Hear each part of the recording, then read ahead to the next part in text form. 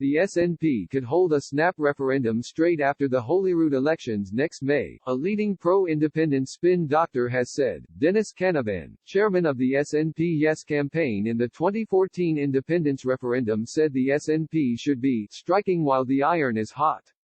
He stressed the SNP should hold the IMMEDI Ref 2 in the months following the Scottish Parliament election next spring after 14 polls revealed Scots were in favour of independence. Mr Canavan said, "I am confident that the Scottish parliamentary election in May will produce a majority of MSPs in favour of Scottish independence and in favour of IMMEDI Ref 2.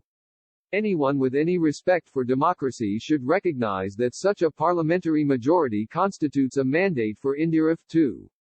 He added he had an open mind about the exact timing of IMMEDI Ref 2.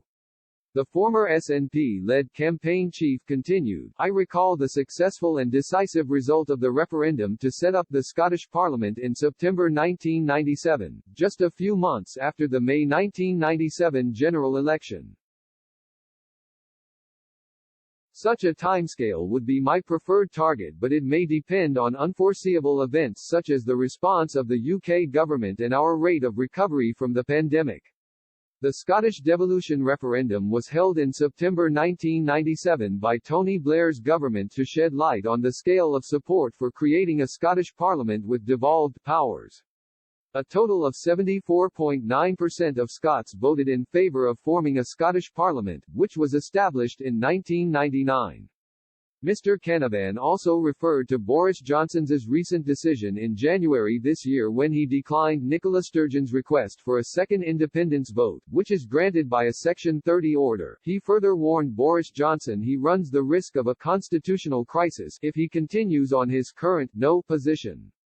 He continued to the Daily Record, "If Boris Johnson is stubborn enough and foolish enough to refuse a referendum under a Section 30 order, he runs the risk of provoking a constitutional crisis which will further increase support for the cause of independence.